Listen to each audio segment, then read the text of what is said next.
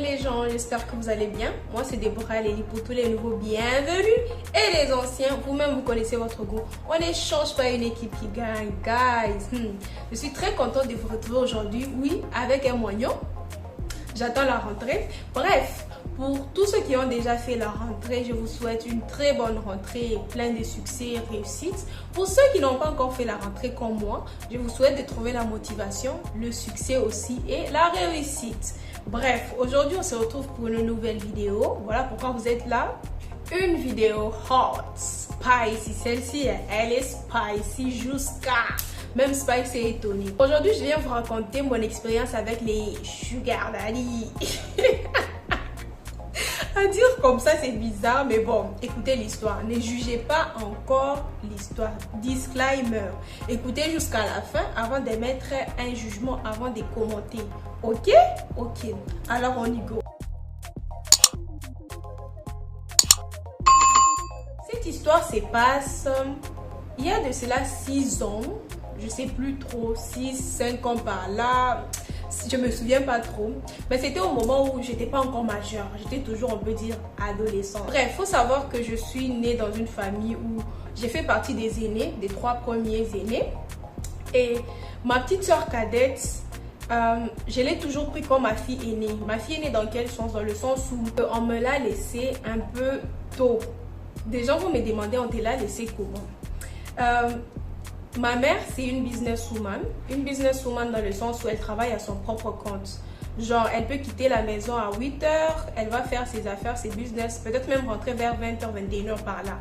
Ce qui fait qu'elle n'a pas un programme vraiment fixe ou des heures fixes comme nous autres. Mais ce qui est vrai, le dimanche, elle ne travaille pas, mais elle travaille 6 jours sur 7. À des moments même 7, ça dépend des jours. Bref, maintenant je vous mets dans le contexte. Je ne sais pas bien compter il y a combien d'années, mais ce qui est vrai, c'est que c'était le moment où c'était les grandes vacances.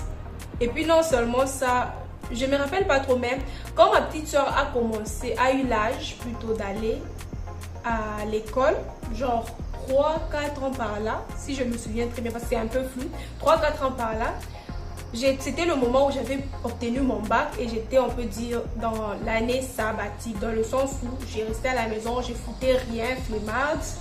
Et entre-temps, j'ai fait aussi les démarches pour quitter le pays. Vous connaissez vous-même les blabla par-ci, par-là. Bref, j'espère que là, je vous ai bien mis dans le contexte. Écoutez là où ça part. Donc, il s'est fait que quand ma petite soeur a commencé à aller à l'école, j'étais celle qui l'accompagnait le matin, le midi, j'étais celle qui la prenait. Donc, on peut dire que je prenais un peu le rôle entre guillemets de la maman à la maison. Du fait que ma mère n'était pas là H24. Vous avez compris le pourquoi du comment. Et il s'est fait que moi, tellement que j'étais très très proche de ma petite soeur, c'était devenu comme ma fille aînée. Et à des moments même, quand des gens pouvaient me demander en cours de route et tout, je pouvais dire c'est ma fille et tout, c'est ma fille et tout, des trucs un peu comme ça. Bref. Et il s'est fait que c'était sa première année d'études, soit d'école. Bref. Comptez le nombre de fois où j'ai dit bref et mettez-le-moi dans les commentaires. Bref. Voilà. Et comme j'étais, on peut dire, entre guillemets, la maman de ma petite soeur, on va l'appeler princesse parce qu'elle aime trop être traitée comme une princesse. On va l'appeler carrément princesse. Et avec princesse, c'est une petite très capricieuse comme la plupart des enfants. Et à des moments, quand je l'ai amenée, elle n'avait pas trop de complications. Si je dois dire ça comme ça, d'aller à l'école. La seule chose qui lui faisait mal ou qui la faisait pleurer, c'était juste son sommeil, la fatigue. C'était juste les deux choses qui faisaient à ce qu'elle soit découragée à aller à l'école. Ce qui faisait qu'à des moments, elle pouvait pleurer quand tu dois la réveiller, un peu des chichis par-ci, par-là, mais c'était pas grand-chose. Et il s'est fait que son école, là où elle était inscrite, c'était pas loin de la maison. Donc, c'était, on peut dire, à 5 ou 10 minutes de marche.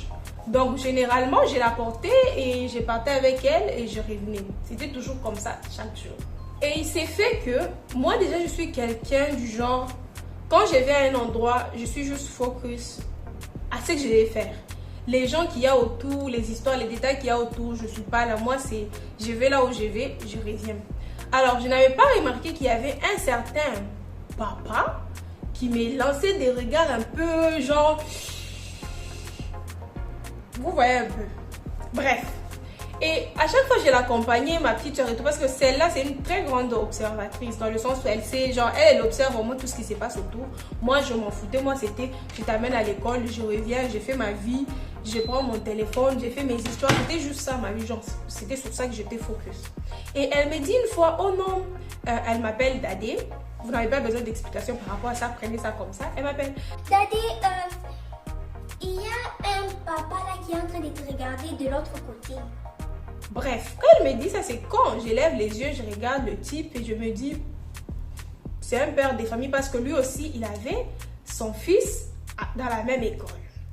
Bref, quand elle a eu à me dire ça, on dirait que ça m'a tiqué. Genre, à la sortie, quand je devrais aller la prendre, par réflexe, j'ai encore regardé, j'ai vu le type. Et c'était devenu comme une habitude. Et il avait l'habitude de garer sa voiture à un endroit précis. Donc, tu n'allais jamais le rater. Et avec le temps, je me suis rendu compte que le type en question, on va l'appeler comment? Le sugar en question, il était toujours au même poste. On dirait qu'il m'attendait le matin, même s'il avait déjà déposé son fils, on dirait qu'il m'attendait, qu'il avait juste besoin de me voir. Et à la sortie, il était avant là, donc c'était bizarre. Bref. Et quand ma petite soeur se plaignait souvent par rapport à parce que ça traîne, et puis à des moments, je prenais du temps à venir pour la prendre, elle m'avait demandé de commencer à venir un peu plus tôt parce qu'elle n'a pas envie de traîner trop. C'est dès qu'on sonne la sortie que je puisse être là. Elle rentre à la maison, elle mange, elle fait sa vie tranquillos, tu vois un peu. Bref. Et non seulement ça, c'était comme une petite promesse qu'on s'était faite, dans le sens où la condition qu'elle m'avait donnée, tu commences à venir me chercher avant, je traîne pas à l'école, le lendemain matin, je vais pas pleurer. Parce que quand elle commençait à pleurer, là, vous-même, ceux qui ont eu à amener les enfants à la maternelle, là, les matins, vous connaissez ce que ça fait. Et c'est... Ouf, c'est traumatisant. Bref, et c'est comme ça qu'on avait fait notre petit pacte. On s'était dit, le deal est là, tu viens, tu me prends avant. Moi aussi, demain, je ne te fais pas chier. Bref.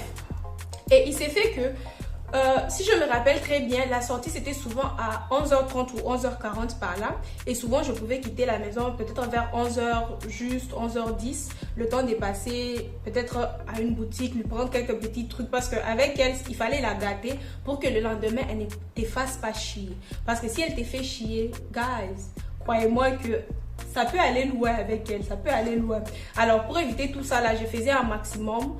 Dans le sens où si je vais aujourd'hui pour la prendre, je la mets à l'aise, je la gâte comme pas possible. Comme ça, le lendemain, si elle veut commencer ses pleurnicheries là, je vais lui dire, si tu fais ça, je ne viens pas te prendre avant, je ne vais pas te donner, genre, elle va arrêter direct et elle va entrer. Bref, là, c'est bien établi. Et quand j'ai commencé à quitter un peu plus tôt la maison pour aller la prendre, le monsieur en question, genre, pour moi, je n'avais même pas des idées de me dire, oh non, il y avait des histoires des sugar, Non, pour moi, je me suis dit, non, c'est un parent qui vient amener ses enfants. Et par habitude, c'était, à chaque fois que je pouvais le voir, je pouvais le saluer, bonjour papa. Lui aussi me salue, bonjour ma fille, ça va? Oui, ça va. Je prends ma petite soeur, lui aussi prend son fils. C'était devenu une habitude, genre presque, on peut dire pendant un mois, 3 semaines, 1 mois comme ça, j'ai commencé à les saluer et tout. Et on peut dire, quand j'ai remarqué sa présence, c'était, on peut dire, à 1 ou 2 semaines de la rentrée, après que ma petite soeur m'ait dit. Et après ça, là, 2 semaines après ou 1 semaine et demie après, c'est quand j'ai commencé à les saluer. C'était récurrent, on s'est salué et tout. Et pour moi, je me suis dit, c'est comme d'autres parents, on se salue. Bref, rien de chelou. C'est là que ça commence. Une fois, comme je venais un peu plus tôt à cause de la requête de ma soeur, la capricieuse, la princesse, j'étais arrivée par là, on peut dire 11h15 par là. Genre, il restait 15 minutes avant la sortie. Je ne sais pas, 15 à quelques minutes avant la sortie. Et j'étais à l'extérieur. Je me suis tenue à un endroit là, très bien. J'étais sur mon téléphone et tout. Je regarde un peu comme ça. Je lève un peu ma tête. Tu vois, quand on te regarde, tu sens qu'on te regarde. Je lève un peu ma tête comme ça. Je vois c'est qui? C'est Sugar. Bref. Quand je le vois, je lui fais un signe de la main, par signe de respect, parce que dans mon pays, ou soit on peut dire en Afrique généralement, ce sont les moins âgés qui sont obligés, ou par respect, ils sont obligés de saluer les plus âgés. Bref, je lui fais un signe de main, genre par respect, je lui fais un coucou. Lui aussi me remet le coucou. Je reviens sur mon téléphone, je suis là, bien, j'ai fait ma vie. Je vois quelqu'un, genre, c'est pas que j'ai regardé, mais je sens que quelqu'un arrive vers moi. Bref, Ça m'a pas tiqué pour autant. Je me suis dit, peut-être qu'il veut se tenir ici ou quoi que ce soit, je m'en foutais. J'ai continué ma petite vie sur mon téléphone. Et là, guys, il s'avance vers moi, il me dit salut ma fille, ça va? J'étais là, je dis d'abord, c'est très rare qu'un parent puisse te dire salut dans mon pays. C'est très rare, c'est souvent bonjour, bonsoir, bon après-midi. Mais salut, c'est souvent entre genou, tu vois. Et quand il me dit ça là, par respect, je le regarde, je dis, bon, moi j'ai pas répondu par salut, j'ai répondu, bonjour papa, oui, moi je vais très bien, et vous? Il me répond, oui, je vais bien, est-ce que je peux te parler pour 1 minute? J'ai vraiment quelque chose de très important à te dire, ça te dérangerait? Quand il me dit ça là, moi dans ma tête, il n'y avait même pas l'histoire des sugar comme je vous ai dit. Moi dans ma tête, je me suis dit, sûrement peut-être qu'il veut me demander un service par rapport à son fils. Genre, sûrement c'est quelque chose à trait avec les enfants quoi. Parce que c'était pour ça qu'on s'est retrouvés, on peut dire, devant cette école là. Et je lui ai dit, oui papa, il n'y a pas de souci, vous pouvez me demander si je peux vous aider. Ça me fera vraiment plaisir de vous aider. Et il commence. Tu sais ma fille, tu es très belle. Tu es vraiment très belle. On apprécie la beauté africaine. Tu as d'abord quel âge? J'étais là un peu confus, je le regarde, j'ai dit, je ne suis pas encore majeure, je suis encore adolescente, pour ne pas lui dire mon âge. Et il me regarde, il fait... En tout cas, t'es belle, hein? T'es belle, ma fille, ma chérie. Déjà là, ça a switché de ma fille à ma chérie. J'ai commencé à me sentir mal à l'aise, je me suis dit, ah mon Dieu, qu'est-ce qu'il veut me demander au juste? Et pour ne pas, on peut dire, être impoli, j'ai voulu couper déjà ses éloges en disant, ok papa, vous avez dit que vous allez me demander quelque chose, comment, en quoi est-ce que je peux vous aider? Et le type déjà qui commence, Sugar, qui dit, ma fille, tu n'as pas besoin de m'appeler papa. Je m'appelle Sugar, tu peux m'appeler Sugar. Tu n'as pas besoin de m'appeler papa, on n'a pas besoin de se vouvoyer. J'étais là un peu confuse. Parce que c'est quelqu'un, si je dois donner l'âge, il pouvait avoir en ces temps-là 45 à 50 par là, mais c'était un jeune homme bien conservé. Vous voyez les gens des sugar daddy qu'on aime bien. Très bien conservé, très... Hein? Vous comprenez, non? Donc, après, il me sort des éloges, il commence à se présenter, il s'est dit... Non, ma fille, tu sais, ça c'est ma voiture. Présentement, oui, je suis mariée. Voilà même mon alliance, mais ma femme, elle n'est pas trop là pour moi. Je suis à la recherche d'une petite gelette qui peut m'aider à passer le temps parce que par moments, je m'ennuie. Ma femme est souvent en déplacement. J'ai que 3 enfants. Il y a celui qui est là, un à l'école secondaire. Genre, le gars me fait sa biographie. Non seulement sa biographie, et la biographie de toute sa famille. Guys, j'étais super choquée. En ce moment-là, genre, je savais déjà de quoi il pouvait parler, mais je voulais pas, genre, y croire. Je me disais non, il veut me demander autre chose, c'est pas ça, non, il veut me demander autre chose. Dieu merci, on a eu à sonner la sortie. Quand on a sonné la sortie là, directement, je me suis emprunté. J'ai dit ok papa, merci beaucoup et tout. Genre, j'ai juste essayé de couper la discussion court. Je suis allée prendre ma petite soeur. J'ai commencé à sortir comme ça. Il veut encore m'arrêter. Il vient encore m'arrêter plutôt. Il dit est-ce que je peux avoir ton numéro? Je le regarde, j'ai dit rien parce que j'étais déjà, je sais pas comment vous dire, ça m'avait déjà dégoûté venant de lui. Je sais pas comment vous expliquer parce que déjà comme je vous ai dit, c'est quelqu'un que je voyais, que par ma petite soeur, j'ai remarqué la présence de ce monsieur-là. J'ai commencé même à les saluer par signe de respect parce que c'est un papa et tout ça là, mais qu'il puisse venir inverser les trucs comme ça m'avait choqué tellement. Je lui avais même pas répondu. J'avais ma petite soeur, je l'ai juste soulevée et on est rentré à la maison. Et c'est devenu comme ça tous les jours. Donc, le matin, quand j'amenais ma petite soeur, il venait me parler. Ce n'était plus ma fille comme avant. C'était devenu ma chérie, ma belle, mon amour. Donc, des petits mots là, sucrés. C'était... Ma petite fleur, mon amour chéri, viens par ici. Guys, ça me mettait mal à l'aise. Genre, quand il le faisait là comme ça, vous voyez le matin quand vous amenez vos enfants, genre généralement, ce sont les parents et peut-être les ménagères et peut-être, c'est très rare, les soeurs, les grandes soeurs comme moi, puissent venir amener les enfants à l'école. C'était très rare. Donc, il y avait souvent, on peut dire, des adultes. Et En entendant ces papas-là m'appeler comme ça, il y avait beaucoup de gens sans gêne, sans honte.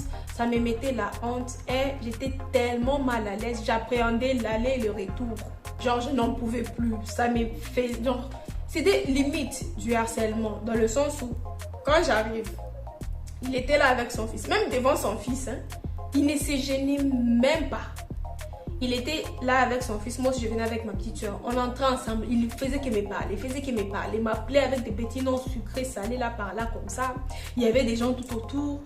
Je dépose ma petite soeur, je commence à ressortir, il me suit, il entre dans sa voiture, genre, il faisait des actions là chelou, guys. Moi ça me faisait peur, au point où il pouvait même entrer dans sa voiture. Il commence à me suivre en roulant. Oh ma fille, tu dis quoi? Ma fille, tu dis comment? Je peux te payer un nouveau téléphone. Je peux te donner de l'argent. Parle-moi s'il te plaît, mon amour. Oh ma petite sirène, parle-moi. Guys, j'étais mal à l'aise. Tellement ça en était de trop que à la maison, je ne pouvais dire à personne. À la maison, j'ai même commencé à demander. Par moment, j'avais un oncle là qui vivait chez moi. Je pouvais lui demander s'il est dans les alentours. Je pouvais lui dire, oh non, s'il te plaît, comme tu pars, est-ce que tu peux m'aider à déposer Princesse à l'école? Ou soit au retour, je peux lui dire, s'il te plaît, est-ce que tu peux m'aider à ramener Princesse? Du fait que, la chose qui est là, c'est que je ne voulais pas parler mal à ce papa-là. Parce que comme je vous ai dit, en Afrique, il y a certaines lois qu'on ne viole jamais. Genre, tu peux pas parler mal à un adulte. Déjà, quelqu'un d'âgé, tu peux pas lui parler, même s'il a tort. Tu peux pas ouvrir ta gorge et lui parler mal. Genre, j'avais tellement peur, ou soit je ne voulais pas tellement lui parler mal, que j'ai préféré juste l'éviter et l'ignorer. C'était même arrivé au point où, tellement je ne lui parlais pas, tellement je ne voulais même pas lui donner l'heure. Genre, j'étais juste focus à partir, remettre ma petite soeur et rentrer. Donc j'étais même habituée que je vais toujours me faire harceler. Il y aura toujours quelqu'un pour me suivre, soit me faire du bruit, m'afficher, me faire la honte. J'étais tellement habituée à ça que le sugar, il ne se gênait pas. Lui en tout cas, les gens tout autour ne lui disaient rien. Ils s'en foutaient. Il voyait la fraîche viande qu'il ne voulait que manger. Il ne voulait que manger comme un loup, comme un chien, comme ça affamé. Il ne voulait que manger la chair. Les gens tout autour, les parents, ils s'en battaient les couilles. Bref, il pouvait même venir à des moments avec l'argent. Il me dit, non, ma fille, prends, tu vas payer des unités. Non, s'il te plaît, fais ci. Genre, tellement je l'ignorais, il n'arrêtait pas. Moi, je me disais peut-être qu'à force de l'ignorer, ça va lui faire honte et il va s'arrêter.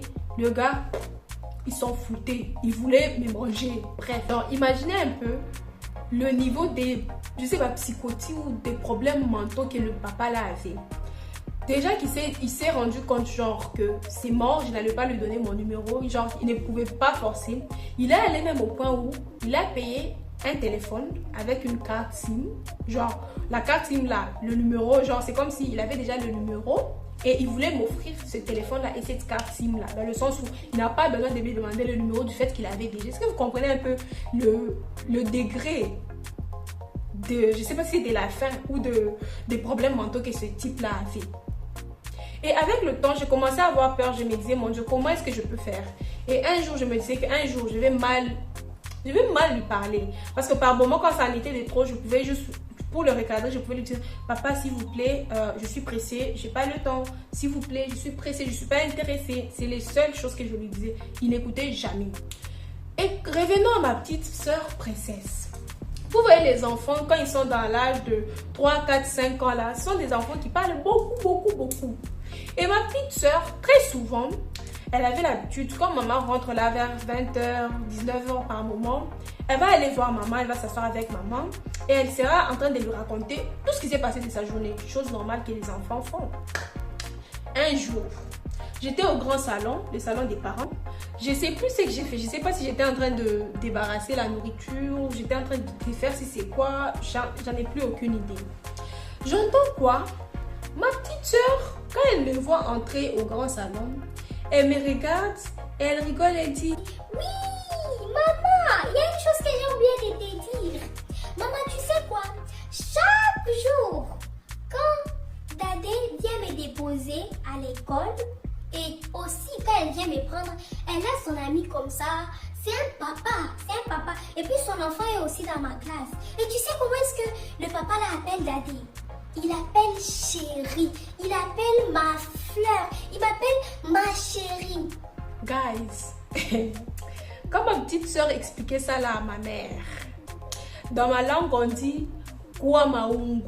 Si je dois traduire, ça serait tuer le corps. Dans le sens où genre friser, faire le mur, genre, je sais pas bien vous traduire, mais vous comprenez un peu.